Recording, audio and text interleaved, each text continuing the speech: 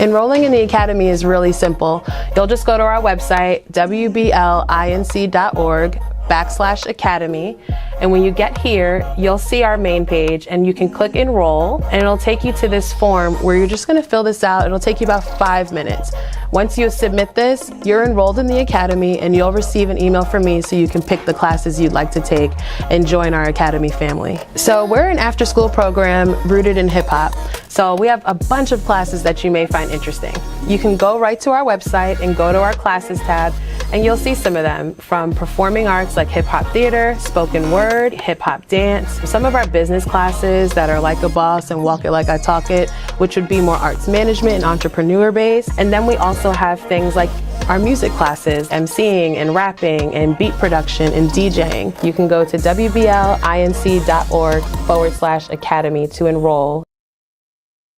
What's going on, world? It's yours truly, Mazi Mutafa, back for episode 9 of No New Leaders. And I'm joined by two good friends. One is acting as my co-host and putting out slanderous propaganda about me not smiling, even though I was the one to put him on to black men smiling in media in the 2020s. Because he's smiling now, that's his Fox News smile. But normally he's like this. But I melted his ice grill. But instead of owning that, he got to put out propaganda about what's going on, Jay. What's going on? Nothing much, man. I just want to publicly say congratulations on you being recognized by Phi Beta Sigma, a great fraternity, and they have a great brother in you. So I think you're going to be, of course, very modest about the context for our discussion, but you did you've been doing a great job for 20 plus years. They recognized you. I think it's time that we recognize you as an entrepreneur and an arts manager, not a leader. Thank you. I appreciate that. All right. Well, we've got one of my favorite CEOs who's joined us. This is actually, interesting enough, this is the third broadcast today from Words, Beats, and Life. We started off at 11 o'clock hosting the second in a series of 3 discussions called Hip Hop Futures. And the idea of saying there's not one future for hip hop, there's multiple futures for hip hop. Then just now, we just went off the air with the 9th episode of Eats Plus Beats, which is our culinary arts and beat production experience. And now we're doing No New Leaders with our soon to be, hopefully, best board chair ever. That would be Miss Jamila Sams. What's going on, Jamila? Peace, Mazi. Peace, Jason. How are you? Happy Sunday. To you as well. Yeah. We're super excited to have you here, not just because of the work you do with Words, Beats, and Life, but because of the work you've been doing since before Words, Beats, and Life knew about you, and that you continue to do in terms of expanding your influence as a curriculum creator and CEO of We Do It for the Culture. So why don't you talk a little bit about the company, why you started it, when you started it, and kind of what's happening right now? Sure. So We Do It for the Culture is a culturally responsive, social emotional learning curriculum rooted in the elements of hip hop for grades 6 through 12. What I've done is I've aligned the 5 elements of hip hop with the 5 SEL competencies. And for those of you that may not be familiar with social emotional learning, it is the process of not only naming our emotions, but also managing our emotions and leveraging them for positive change. And so there's 5 main competencies. The first one is really the foundation, which is know yourself. The second one is that's self-awareness. The second one is social awareness. The third one is self-management. Responsible decision-making is the fourth. And the fifth, we have responsible decision-making, and then relationship skills. And so those are the 5 SEL competencies. And when we think about just being a whole human being, we think about education, all 5 competencies come into play at any given moment. And it's really important that our students know what those competencies are and how to recognize them. And when I think about hip hop and its connection to social emotional learning, hip hop is really about storytelling. So when we think about just the layers of human beings and the layers of being a young person in school in this day and age, there's so many stories that need to be told. And so what we've done is we've kind of connected the art of storytelling through hip hop and having students to identify and manage their emotions. And so I started We Do It for the Culture because as an educator, I work with a lot of schools around social emotional learning, around creating positive and productive school climate and cultures. And what I noticed was that teachers were really having difficulties connecting with students for a multitude of reasons. One, sometimes it's just a cultural disconnect between the teachers and the students. Sometimes it's an age disconnect. Sometimes it's the teacher's inability to just be vulnerable and kind of get out of their own way to develop meaningful relationships with students. And so I would recommend a lot of different social emotional learning curricula to schools in order to engage with students and to help teachers make those authentic connections with young people. And the feedback that I was getting from a lot of the schools that I work with, and these are schools all over the nation that predominantly exist within urban communities, was that the social emotional learning content that's out there really did not speak to the unique experiences of the students that they were serving, which were predominantly Black and Brown students. And so I decided to start We Do It for the Culture in order to kind of bridge that gap and to allow space for young people to really understand the importance of their voice and storytelling in school. And so most of the time, my curriculum, We Do It for the Culture, is used during what's called advisory class. And that's really an opportunity for teachers to kind of take off their traditional teacher hat and really serve as more of a mentor, a coach, or a facilitator and allow student voice to shine.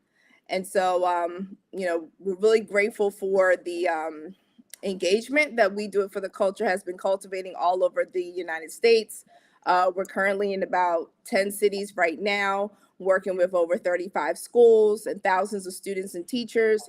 And the response has really been, wonderful. And I'm really grateful for it. And I know that we are definitely growing. And so where we're going is we're working on creating our own content for the curriculum, because right now what we've done is we've leveraged YouTube content, because most of our students aren't watching TV anyway, so why not meet them where they are? And so they're on streaming platforms, they're on YouTube. So let's leverage some of that content that they're absorbing and create lessons from it so that students can really connect to the content and hopefully build those spaces for what we like to call real talk in schools. Yeah, I saw this study recently that Google is losing 40% of searches to TikTok. And I know TikTok has this whole campaign called I Learned It on TikTok. Might be worth it to even think about shorter content for a platform where young people are changing how they find information. Absolutely. So this is a show about leadership, and I think that as a former, would you consider yourself a former classroom educator? I'll always be an educator, just the environment may shift. So, but I'm saying a former classroom educator. Well, Yes. I guess the whole world's a classroom. Yes. Mm-hmm. So sometimes some of the people we bring on are teachers, and they have a particular point of view about leadership. But maybe before I even ask a question of you, when you hear the word leadership, I guess one, what does that mean to you? Mm-hmm. Two, do you consider yourself to be a leader? And then three, who are leaders that you follow? Who are leaders that you follow? So when I think about leadership, the first word that comes to my mind is listening. I think it's so imperative that as a leader, you are listening to your constituents. Most importantly, as a school leader, is really important for you to be listening to the students. What are they experiencing? What are some of the things that they want to talk about? What are some of the things that they're not happy with? And really making sure that we're holding what they say in high regard. In addition to the students, obviously, as a school leader, you're also listening to your teachers, your parents, the community members at large. And so that is really, I think, at the heart and soul of being what I like to call a transformational leader. And those are leaders that are dedicated to moving the needle and to disrupting things and acting in a sense of urgency, strategic urgency, in order to spark change. So that's what I really think about when I think about leadership in terms of that heart and soul work.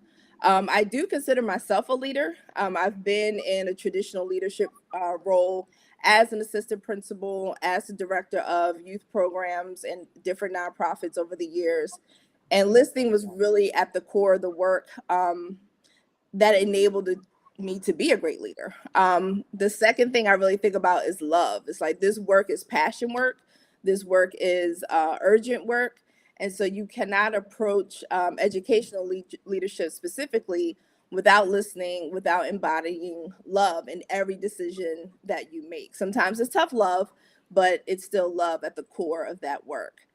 In terms of people that I look to in this space, educational leadership, I would say, I would definitely say who I would consider the GOAT of the work that I do is Dr. Gloria Ladson Billings out of Philadelphia, where I'm from. And her work in the culturally responsive pedagogy space is so instrumental and so impactful that I really think a lot of leaders that are looking to shift culture and climate in their school from a culturally responsive lens look to the work and the impact that her research has brought to the space. So Jamila, I have a question about SEL and teaching leadership. Is that part of SEL and what you do, inspiring students and teaching them leadership skills? And if so, how? So when you think about social emotional learning and those 5 SEL competencies that I spoke of, a lot of those competencies our students already have. For example, when you think about self-management, you think about things like resiliency, perseverance, the fact that our young people even show up every single day to school, or when they are able to show up, shows that they have those qualities within them. And I think what leadership does is enable students to kind of see where are those SEL competencies that what are the ones that they already have, how do they leverage them, and then teaching them, different skills in order to really flourish in those 5 SEL competencies. And so sometimes as a leader, especially working with young people and helping them to establish their own agency and their own leadership, they have to take a back seat and allow young people to problem solve on their own, to allow young people to be able to name their own emotions and talk about the coping mechanisms that they need in order to manage their emotions. So sometimes leadership is about taking a step back and playing the role of a facilitator. So I'm gonna be the Mozzie advocate in this conversation, and I want to ask,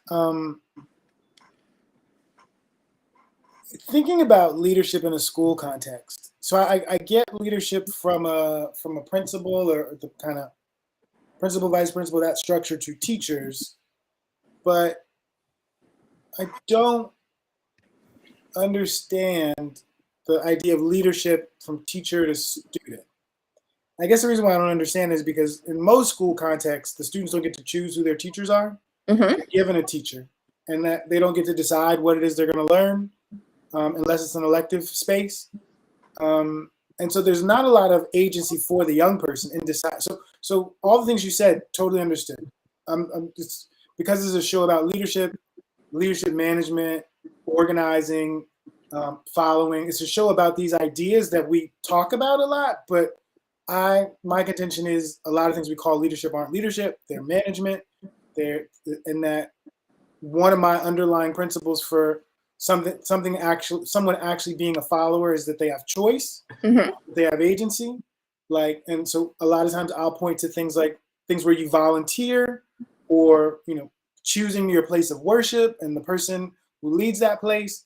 But particularly when it comes to young people, or I push back on things like thought leaders, because even when I asked you, I said, who are the people you follow? And you because I'm strict with language, you didn't say you followed the woman you talked about. You said you looked to her. And so I don't know if that means maybe maybe it's also helpful to understand what you think of as followership.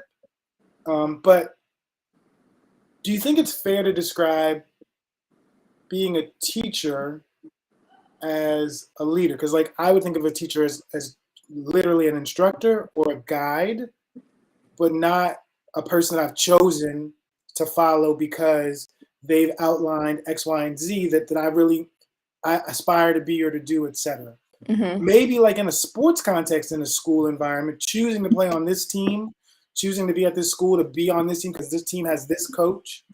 And I'm not arguing my position is definitive. I'm really just trying to get us to get more sync with the language. So what do you think about my pushback?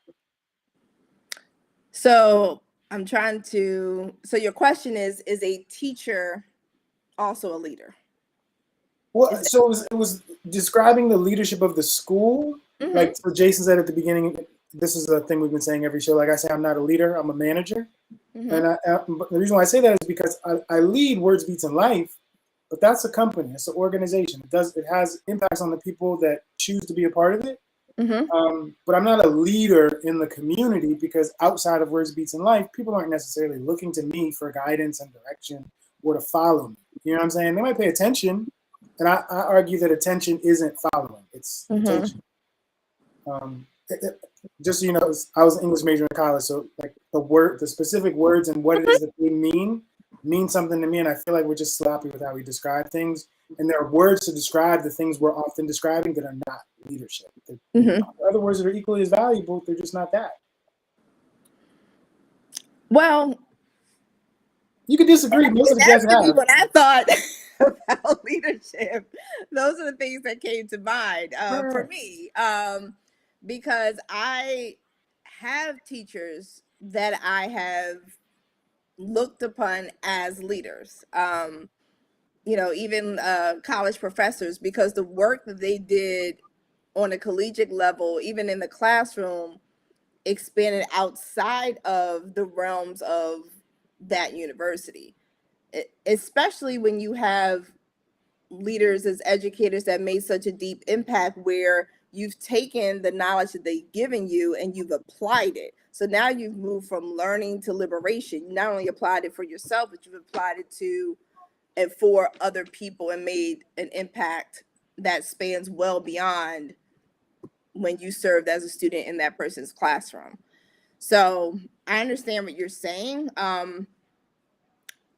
but that's I think what's the role of a teacher as a leader, is to help students to identify what are those skills and qualities that they have within them in order to leverage them for change, not only for themselves, but for others. And I've had that experience with different educators over time. I just mentioned Gloria Ladson-Billing as one of those leaders, but there's a multitude of people, I think, in the education space that their work has shifted the trajectory of education and has made an impact to serve the masses. And so I understand where you're coming from. I still look at that as leadership. I still look at you. I look at you as a leader, whether you acknowledge that part or not. I look at the work that you're doing. Like, people have quoted you in research papers because of the work that WBL has done. And so you are leading that work in that, education, hip hop education space. So I wasn't a literacy major, but those are the connections that I make when I think about leadership. Can I offer one other perspective? And that is that not all teachers are leaders, but a lot of teachers are, and not all managers are leaders, or not all influencers are leaders, but some of them are. I know that I've had teachers that definitely took on a leadership role for me, and I willingly followed them and followed their mantras in other ways, the way you mentioned with your professors. But there are also teachers who weren't leaders, and there were teachers also who were just bad leaders. And that's the concept that we keep coming back to, is that there's good leadership and there's bad leadership. And we oftentimes, when we think of leadership, we think of it in a positive context. But there's also people who are leaders. They're just leaders for the wrong reasons. Absolutely. Or get results. Yeah, that was Jason doing is commentating instead of asking you questions, so we can talk about what you think about. And understand, like, how about that? What'd you I'll say? do it like a lawyer. Leading the witness. Right. So the point of the conversation is really to get to when we think about leadership and its relevance today. Let's take into account all the things that Jason just said and all the things that you just said. Part of at least for me, part of the reason I asked this question is a lot of the people in my own circle, when I ask them about leaders who they follow, all of them are dead. The people whose books they read or documentaries they watch, those are the people who they lift up as examples of their leaders. And so then we get to people like Jason just described that are influencers or that are thought leaders or that are authors, like all these things that are not leaders, like they're thought leaders or they're influencers, and I just feel like on some levels, kind of like the use in social media of the word follower is an overstatement. Like every account I follow on Instagram just means I'm interested in what they're doing, so I'll give them some attention. I'm not actually following them. I'm willing to give them some attention. But that's neither here nor there. So as you think about the way that you're teaching administrators and classroom educators how to create spaces for, as you describe, whole human development, what is the role of leadership in that process for the young person? Like, is there something embedded in social and emotional learning that potentially cultivates the desire to organize other young people to do good in communities? Is there something that empowers young people to consider leadership as something that's a part of their education? I hope so. I hope that when we are thinking about social emotional learning from a holistic perspective, we are thinking about not just the here and now, but the impact that it would have on the young person for years to come.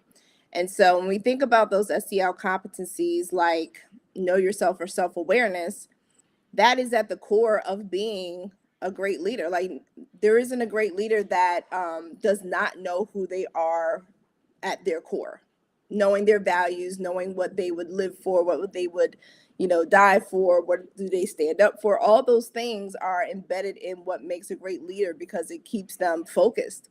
When I think about the second SEL competency of self-management, leaders know how to leverage their emotions for social change. And so that requires a moment to kind of reflect. That requires a moment to just kind of be one with whatever it is that's happening in the world. And then also it requires them to not use their emotions in a way that is going to cause harm, but in a way that, again, they're going to use those emotions to strategic plan around an issue. So when you think about, some of the greatest leaders of like social justice and social change, if I think about, Marcus Garvey, if I think about Malcolm X, just their demeanor was very, they had emotions, obviously, but what they did was they leveraged their emotions and they thought strategically, how do I take this anger, this frustration, this sadness? How do I take it and create a plan around solving this problem so it not only benefits me, but those around me and the world?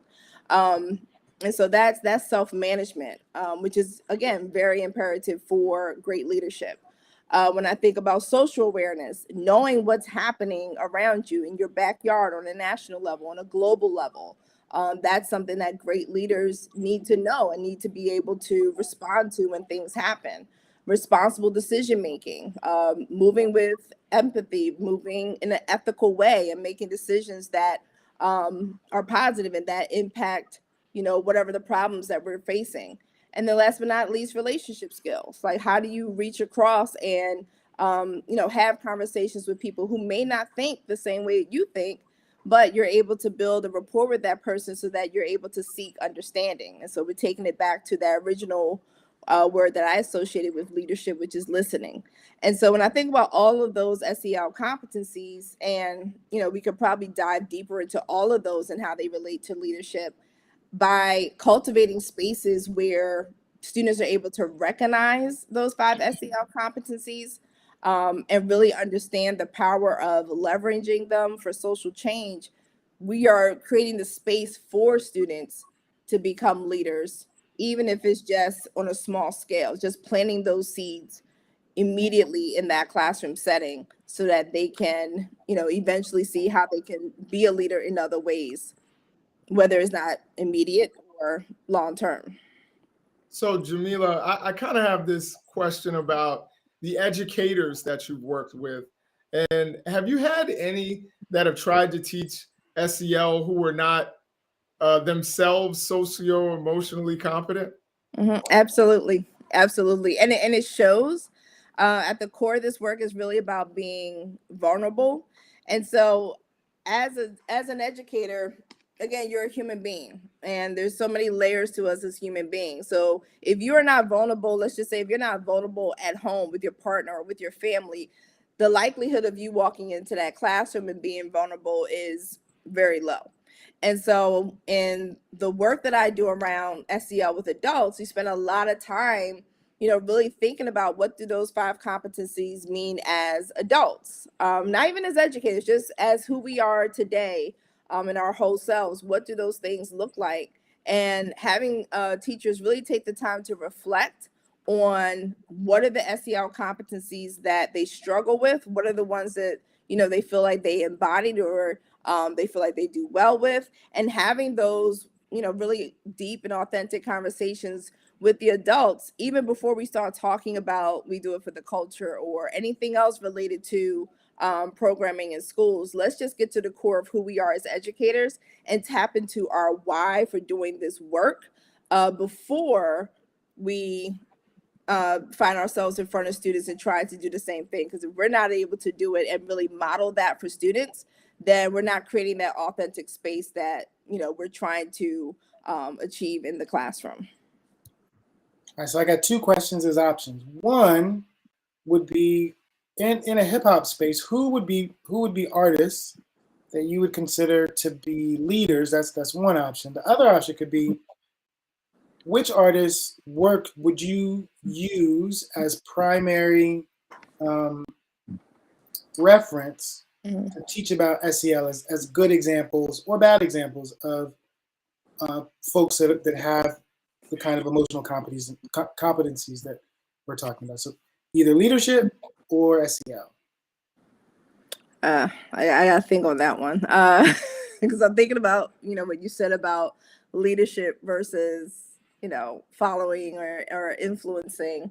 You don't have to care about those. That's my thing, because I really do think that'll. To be honest, and I've said this on past shows, the reason why I actually argue that there are no new leaders is not because there's not great thing, but that we don't need to wait for leaders to make those things happen. We've got great and competent managers and principals, CEOs, like all these kinds of people that lead things, but don't necessarily lead masses. Like the examples you gave of Malcolm and Marcus, like that's what I was saying earlier. Like lots of times the references we have are for people that we never met or witnessed, but they've survived through media or books, and they still inspire us, which is valuable. Right. But like, they're not our leaders. They're our ancestors now. They're people who impacted our lives. But I think that there are great managers and CEOs right now who do impact our lives just by running their company, just by managing their school well. And that's what I'm saying. It's not diminishing them to say I don't think those are leaders. It's just saying I think they deserve a different title. That's all. So when you're thinking about how you teach social emotional learning through hip hop, is that around the elements or is that around people? It is around the stories of people, and we try to isolate the elements within that. So there are a lot of stories that are happening right now in hip hop. Some of are, or even just in the culture, right? And so how do we take what's happening and then being very conscientious of where students are right now in hip hop culture or even rap culture, because I, as a purist, I separate the two. And so thinking about some of the things that are happening that students know about, whether it's the RICO charge case that's happening right now with Young Gunna and YBN, whether it's there's a million stories happening right now. I can't even keep up. There's a million stories happening right now. But how do we take even the negative stuff that's happening and extract the lesson in that and then look at it through the lens of social emotional learning? So if we were to think about, I'll talk about the YBN RICO case, right? If we were to extract this SEL competency of being or of making responsible decisions, right? So the question being, should rappers be making responsible decisions about the content that they put out there? So you have a case that, students are talking about, it might be buzzing, but when you think about it through the lens of social emotional learning and having conversations about stuff like that in a classroom, you're bringing up all of these other things that are related to education. So you may be bringing up things such as civics, right? How is a law made? So when you think about, should rappers' lyrics be used in a court of law? How do we talk about self-awareness as an MC? Do I want to put that information out there? How do we think about responsible decision-making as an artist? Should I be putting information out there that could be harmful to the young people? And thinking about it from that lens, and then helping students to see there's outside of that case, there's also, again, learning about civics. So how do we leverage students advocating for themselves? How do we leverage students understanding how laws are made? All of those things can come out of that particular thing that's happening in rap culture. And so what we do it for the culture, is we take the good, the bad, the ugly of what's happening in hip hop culture and rap culture, and we get students to look at the content through a critical lens. We get them to think about those SEL competencies and how they play out in those particular stories that are being told. Because again, ultimately, hip hop is about storytelling, the good, the bad, the ugly. And so how do we, outside of just rocking out to a beat, how do we get students to analyze what they're seeing, what they're experiencing? And so I don't even know if I answered your question, but those are the things that came up for me when I was thinking about just this idea of the SEL competencies in hip hop culture. That's how we leverage it. Because to be honest, my curriculum is for 6th grade to 12th grade. And so most of the schools that I'm working with are not listening to Kendrick Lamar. As much as I would want them to, they're not. And so I have to be very creative in the content that I'm pulling to get students to think outside the box and to connect those 5 SEL competencies. That doesn't mean we don't expose them to Kendrick. That doesn't mean we don't expose them to Corday and other MCs who I think are really, delivering some powerful messages. But I know that those artists may not be on their playlist. And so what we try to do is have a balance of like the classics, new material, stuff that they're listening to, and still extract those SEL competencies in a relevant way. So it sounds like at the root of the effort is culturally responsive pedagogy. Yes, that is at the root of We Do It for the Culture. Yes. Meeting students where they are, and then leveraging their cultural assets in order for them to learn. And I think the RICO case is against YSL. I'm sorry. Yeah, What did I YBN. say? What I say? I was thinking of Corday and YB. I'm sorry. Yeah, YSL. Yes.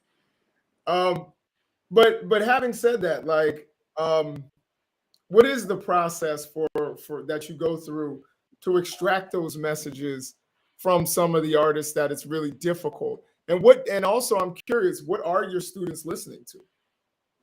So let me put a finer point on that. Is NBA YoungBoy a part of your curriculum? No,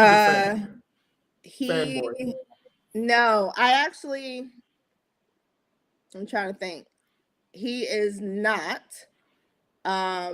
However, and I can't think of the track's name, but he has a really good track where he talks about the impact that becoming a father has made on his life. So in terms of Jason's question, like how do we select content? We look for like interviews, we look for clips. There's times that we can't use an entire track. We may just use one verse or one bar. We try to just create that level of just create that initial connection and then build off of the content from there. And so in terms of, it depends on, who you're talking to. Like, so the curriculum is currently in Philly, and it's in Atlanta, it's in LA, it's in New York.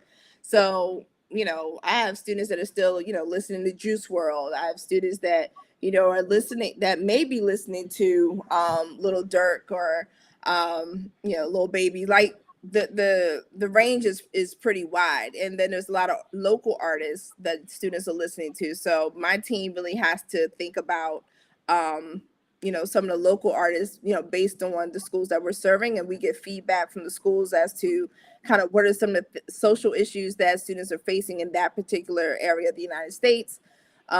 We send out surveys to find out who students are listening to. We try to compile all that as we're creating the curriculum. Cool. I was asking just because we just started working in the schools again this for this school year.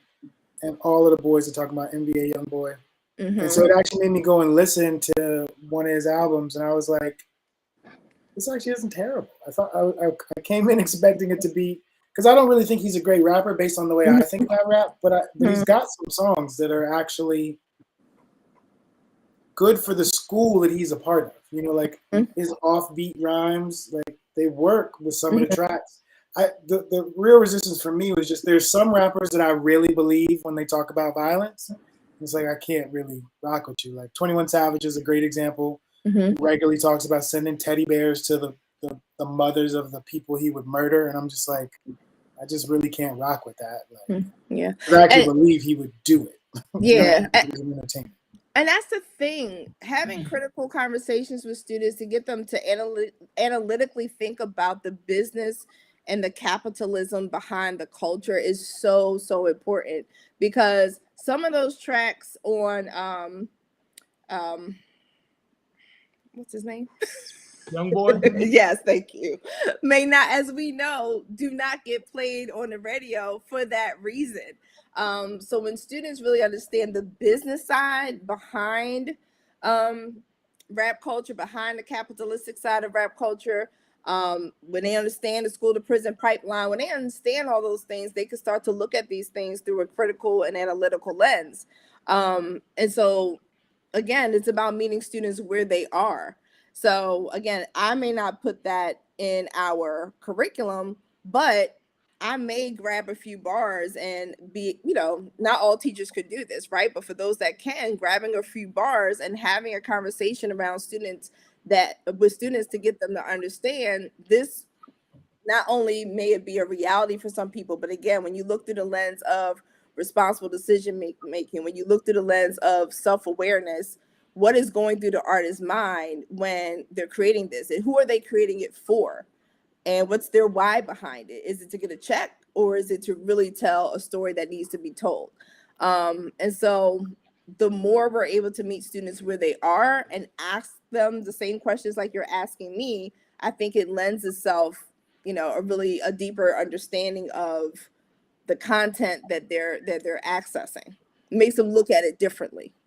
Part of the reason why I bring that recent occurrence up is because when we first started the Words Beats Life Academy in Southeast DC, I remember we'd ask kids who's the best rapper out there, and this all black neighborhood of all black children would say Eminem.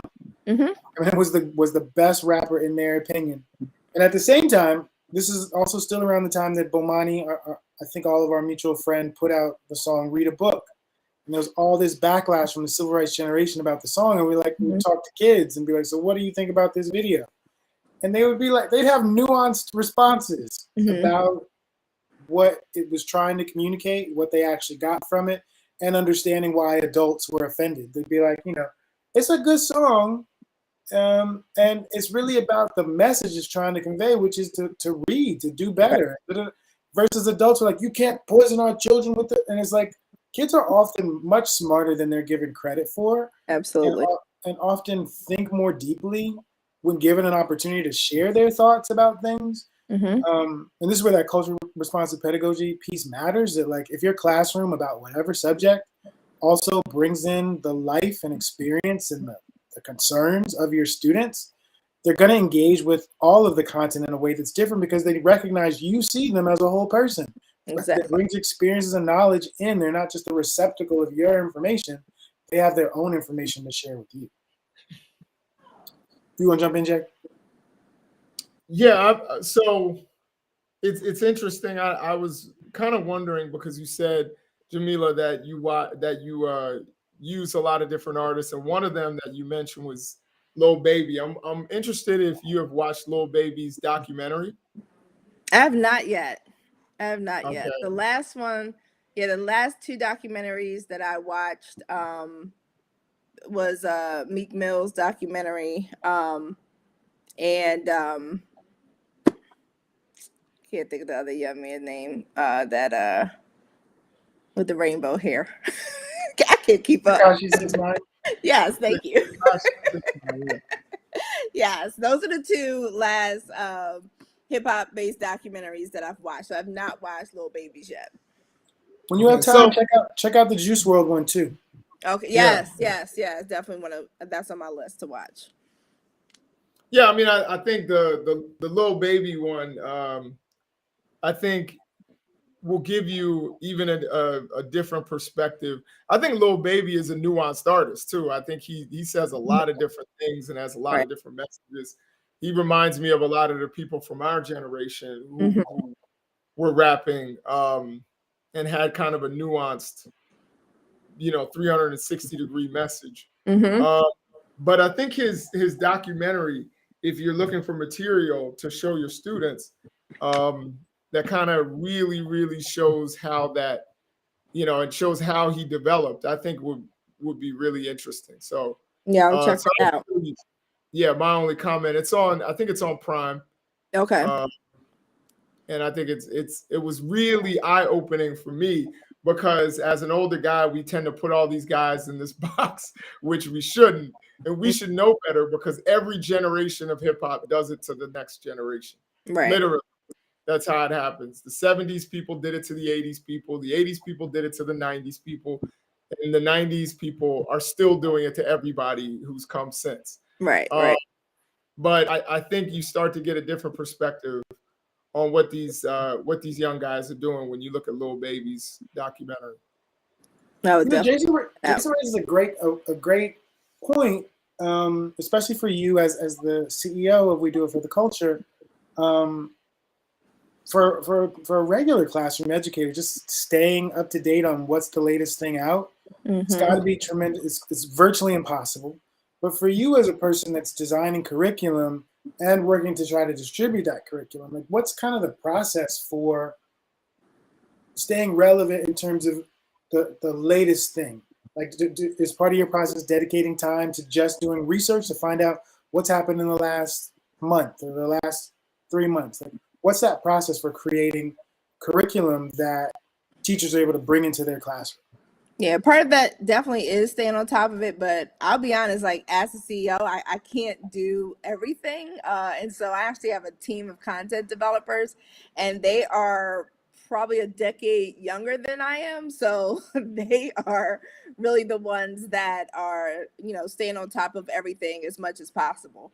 My role as a CEO is really obviously to know what's happening, to make sure that, I have a pulse on what's happening in the hip hop community and the rap community, but then also supporting my content developers in that process as well.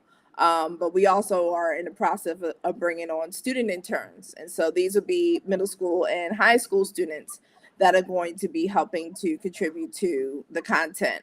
Because at the end of the day, like the work that we're doing, the whole purpose is to embody and to celebrate and to uplift youth voices. So in order to do that, we have to have young people at the table. And so that's why my content team, again, they're about a decade younger than I am.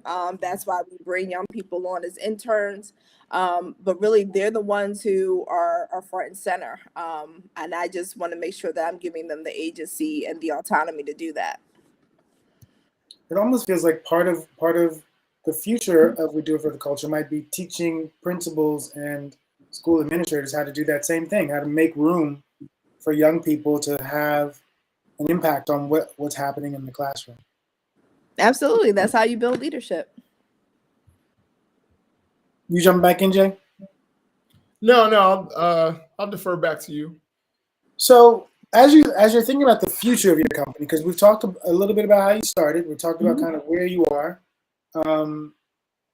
knowing that you have a staff that's working on curriculum development and the market. So like, you're not just a CEO as a person that call yourself CEO. You a chief executive and got some people to delegate responsibilities to. That's a beautiful thing. Right.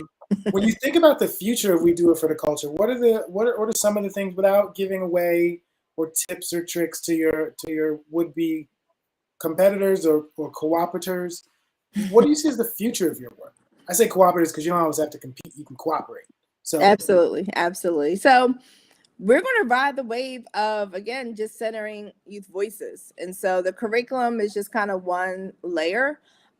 We are creating spaces within and branding our We Do It for the Culture schools, so that any school that we work with, you will know is a We Do It for the Culture school, because they will have some type of outlet, in whether it's a podcast, whether it's a weekly live, but they would use some type of multimedia format in order to carry the conversations of We Do It for the Culture, from the classroom to the entire student body, to the entire community, and beyond. And so we want to create those spaces for students to do that in schools. So that's the next level of We Do It for the Culture.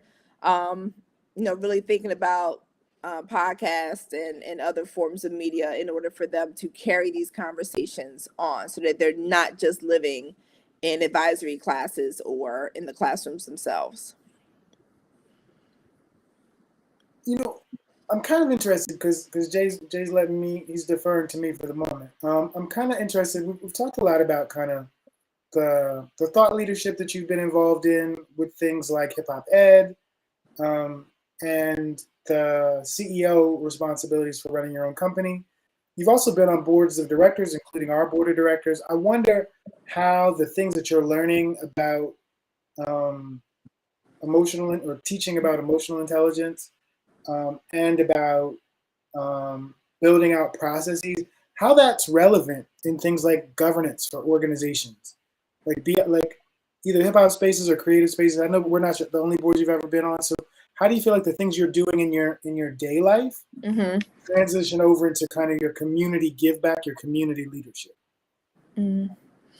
I think at the core of it, it's those same tenets of leadership that we talked about before. It's listening.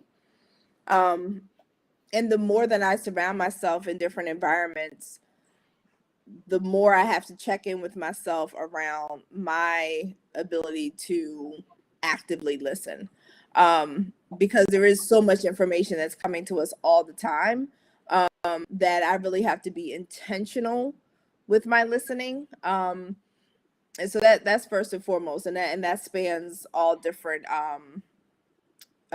areas of governance, especially in contributing to different boards like WBL. And then also, I think just the ability to problem solve, but problem solve within a team, like people having multiple perspectives, everyone kind of understanding the sense of urgency around a problem or something that we need to address. But how do we, again, leverage those emotions? Because a lot of things that we work with, whether it's through WBL or any areas that involve social change, emotions are going to come up.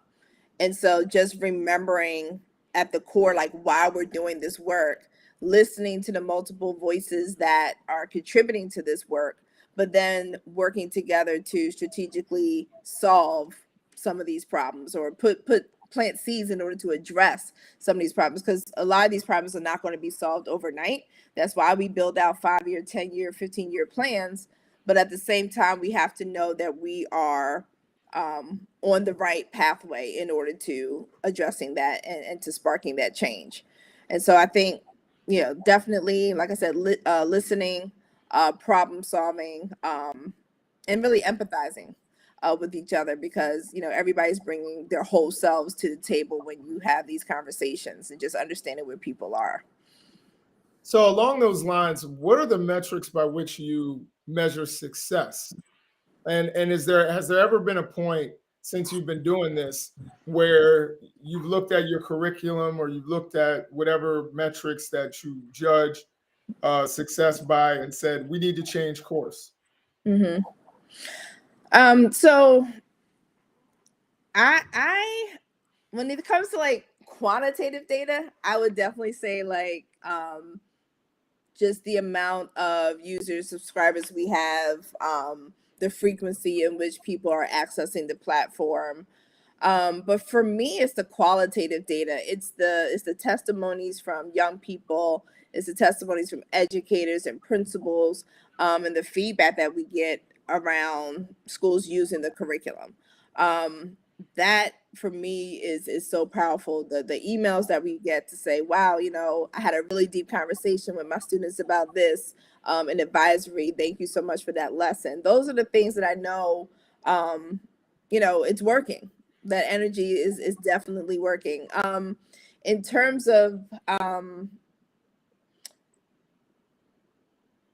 the second part of what was the second part of your question? So how do we measure it? And have you ever had to change course? Like, yes, looked at something and said it's not working? Yeah, absolutely. So again, in that feedback, again, we talk about the fact that hip hop is universal. So just how do we make sure that we are being as inclusive as possible around these stories that are being told all over the world?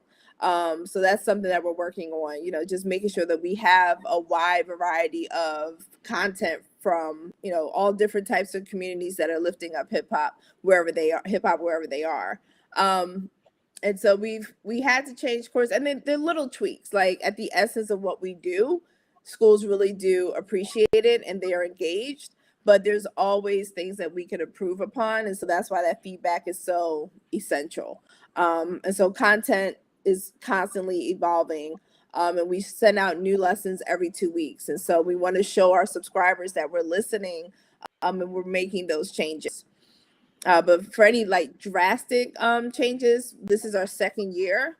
And so we haven't had to make any drastic changes, but definitely like tweaks along the way, just to make sure that students are gaining as much of it, as much from the platform as possible.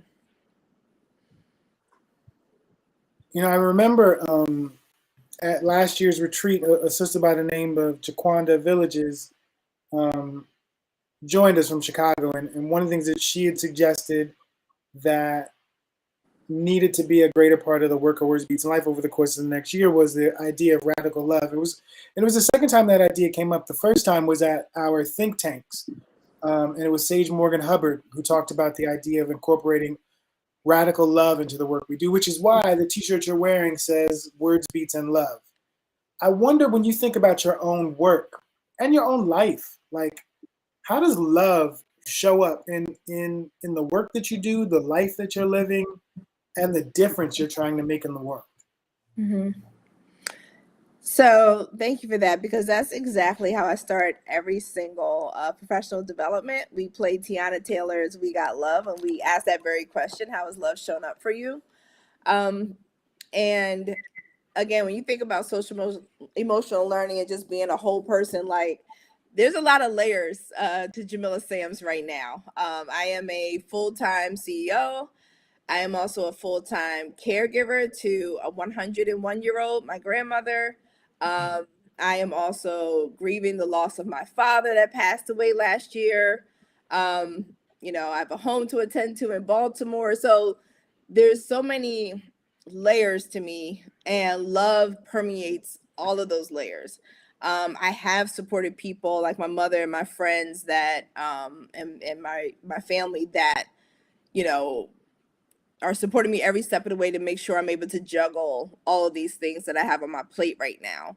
And I think vulnerability plays a huge part in this, letting people know, hey, I need help. is really something that all of these experiences over the past year or so has taught me. Because for somebody who's just constantly moving and problem solving, sometimes I forget to ask for help. And so because I'm juggling so many things, the most recent thing is I fractured my ankle. So I literally can't get a cup of coffee without someone carrying the cup of coffee back to my room. It's humbled me. And so love is shown up just in people's actions and people's ability to see me in all of me, like what I'm doing really well with and where the areas that I really need help. And so I'm very appreciative for that love. No doubt. And please understand that that love is reciprocated, that we love you and appreciate all that you're doing. There really are not many people who dedicate their lives to helping young people become full human beings, especially not young Black and brown people.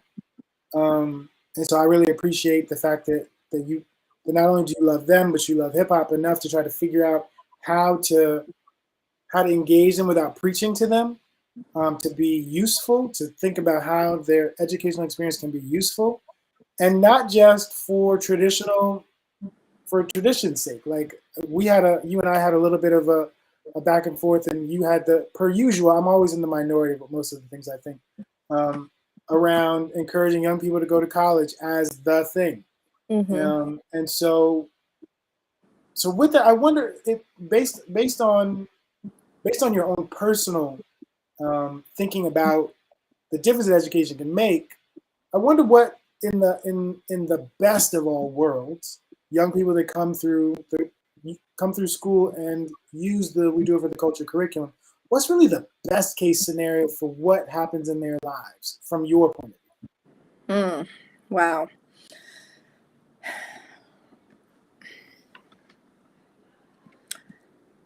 I think that the best thing possible is that they know who they are and they know whose they are. Because with that foundation, they're able to move mountains. A lot of young people don't know who they are because they're not in spaces where they have even just a quiet moment to reflect. That's so essential. Quiet is essential. And not a lot of our young people have that. And a lot of young people aren't being asked questions to get them to pause, reflect, and think critically and analytically about just what happened within their day. And so definitely self-awareness, but then understanding whose they are. So understanding in terms of the contribution that their ancestors and the people that paved the way for them to be here, the sacrifices that they made, for them to understand they are connected and attached to greatness. And then lastly, for them to challenge and disrupt the system. Like, I don't want our young people to know themselves, know where they come from, understand that greatness, and then turn around and be complacent. I think they need to leverage that for social change and liberation. And so all the work that we do, we look at it through the lens of social emotional learning is a tool for liberation. And so that's what I would say. Definitely know yourself, know who you are, know whose you are, and know where you're going. Not just for yourself, but for others. You got the final question, Jake? So do you think that you've answered those questions for yourself? I'm still a work in progress. I am definitely still, and I think so many of us are.